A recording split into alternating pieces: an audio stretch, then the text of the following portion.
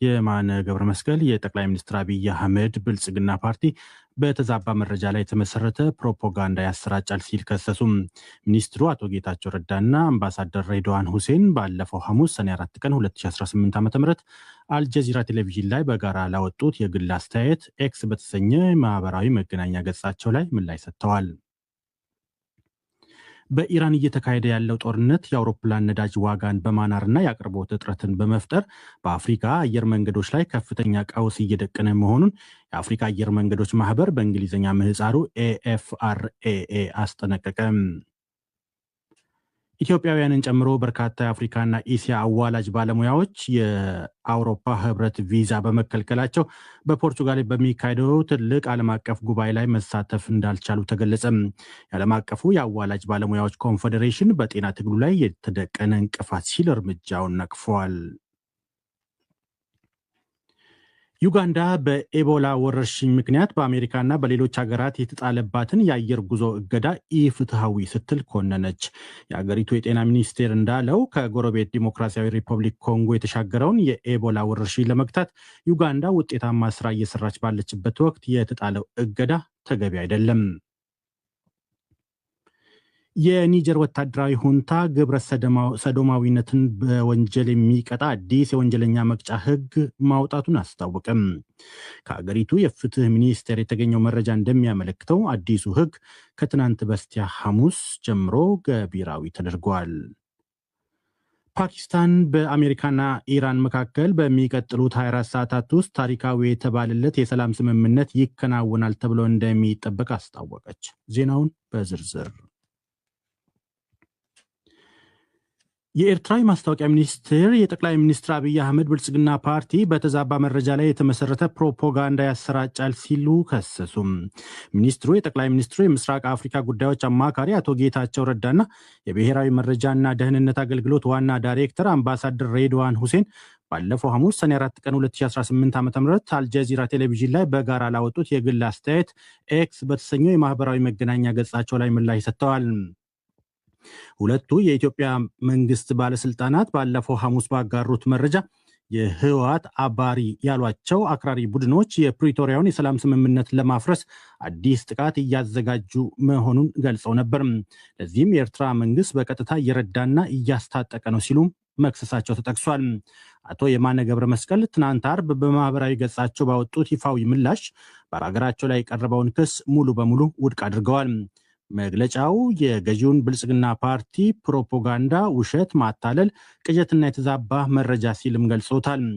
ከ2013 እስከ 2015 ዓ.ም የተካሄደው የሁለቱ ዓመት የትግራይ ጦርነት የኢትዮጵያ ውስጣዊ የብሔር ግጭት ውጤት መሆኑንና ኤርትራ ወደ ጦርነቱ የተሳበችው በቀጥታ ኢላማ ስለተደረገች ብቻ እንደሆነ መግለጫው አትቷል። የአቶ የማነ ገብረ መስቀል ልጥፍ አሁን ኤርትራን እየከሰሱ ያሉ ወገኖች ነሐሴ 2014 ዓ.ም በጅቡቲና በሲሸልስ በሚስጥር ተገናኝተው በጋራ ኤርትራ ላይ ጦርነት ለመክፈት ውይይት አድርገው እንደነበርም ከሷል። የፕሪቶሪያው ስምምነት የኢትዮጵያ ውስጥ ጉዳይ ብቻ መሆኑን የገለጸችው ኤርትራ አካባቢው ላይ አዲስ ውጥረት እየፈጠረ ያለው የኢትዮጵያ መንግስት ከሶማሊላንድ ጋር የተፈራረመው የመግባቢያ ሰነድና የአሰብ ወደብን በኃይልም ቢሆን ለመያዝ የሚያደርገው የጦርነት ጉሰማ ነው ስትል የቀረበባትን ክስ በሚኒስትሯ በኩል በወቀሳ መልሳለች።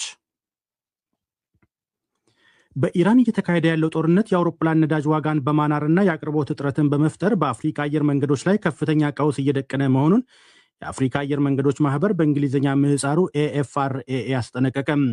የማህበሩ ዋና ጸሐፊ አብዱራህማን በርቴ ለጋዜጠኞች እንዳሉት ቀውሱ የአፍሪካ አየር መንገዶች የበረራ መስመሮቻቸውንና የጉዞ ድግግሞሻቸውን በድጋሚ እንዲያጤኑ እያስገደዳቸው ነው።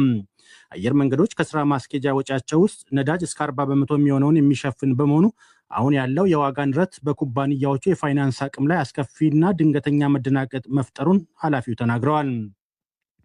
የአፍሪካ አየር መንገዶች ከጦርነቱ በፊትም ከዓለም አቀፉ አማካይ ዋጋ በ17 በመቶ ብልጫ ያለው የነዳጅ ዋጋ ይከፍሉ እንደነበር የጠቀሰው የማህበሩ መግለጫ አሁን የተከሰተው ጭማሪ ግን አየር መንገዶች የጉዞ ፍላጎት ላለመቀነስና ጭማሪውን ወደ መንገደኞች ማስተላለፍ ባለመቻላቸው ለኪሳራ መጋለጣቸውን አመልክቷል።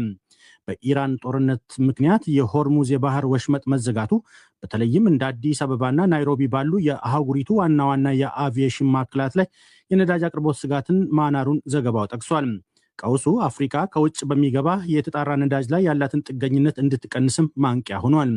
እንደ አዲስ አበባ ያሉ የነዳጅ ማዕከላት የአቅርቦት ጫናቸውን ለመቀነስ ወደ ናይጄሪያው ዳንጎቴ የነዳጅ ማጣሪያ ፊታቸውን ማዞር መጀመራቸውም ተገልጿል።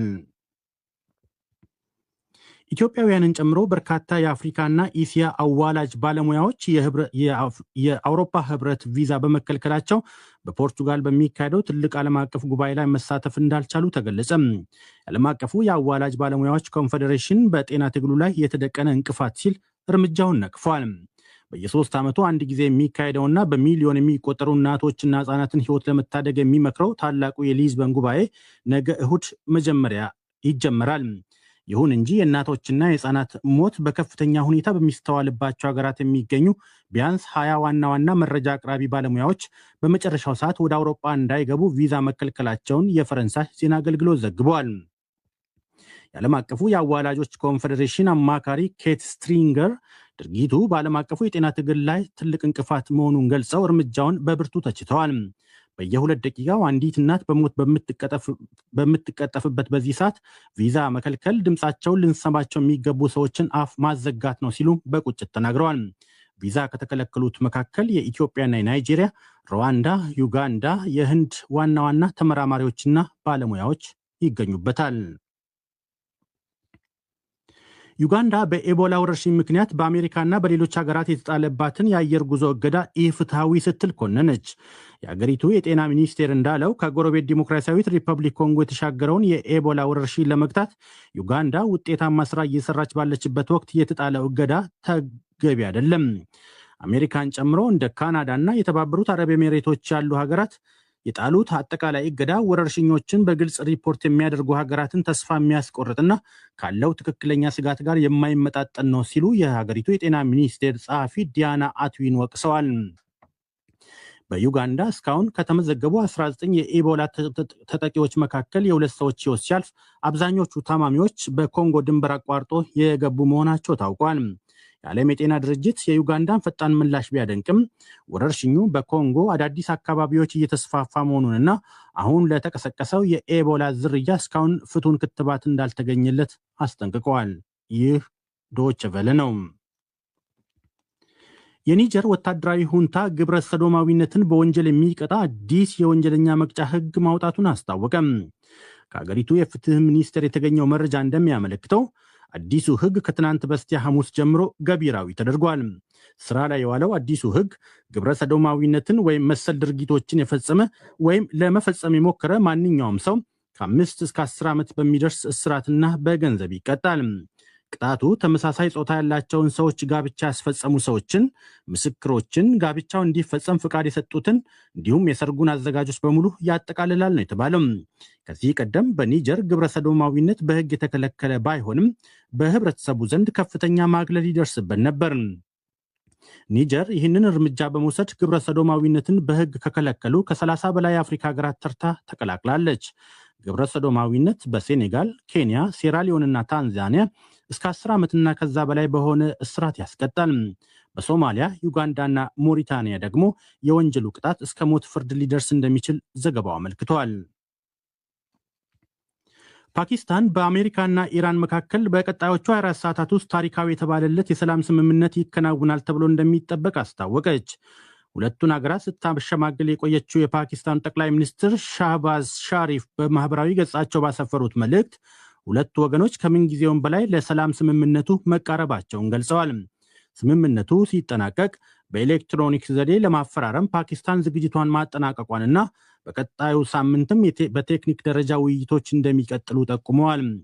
ታሪካዊ የተባለለት የሰላም ስምምነት ዘላቂ ሰላም ለመፍጠር ጠንካራ መሰረት እንደሚሆን ሙሉ እምነት አለኝ ሲሉ ጠቅላይ ሚኒስትሩ ተናግረዋል። ባለፈው የካቲት ወር መገባደጃ ላይ በአሜሪካና እስራኤል ጥቃት የተጀመረውን ጦርነት ለማቆም ሁለቱ ወገኖች በስምምነቱ ረቂቅ ይዘት ላይ መስማማታቸውን ፓኪስታን ትናንት መግለጿ ይታወሳል። ምንም እንኳ ካለፈው ሚያዝያ ወር ጀምሮ የተኩስ አቁሙ ታውጆ ውይይቶች ሲደረጉ ቢቆይም ባለፉት ቀናት ግን ሁለቱ ሀገራት የእርስ በርስ ጥቃቶችና ውጊያዎች እንደገና ገርሽተው ብርቱ ጉዳት ማስተናገዳቸው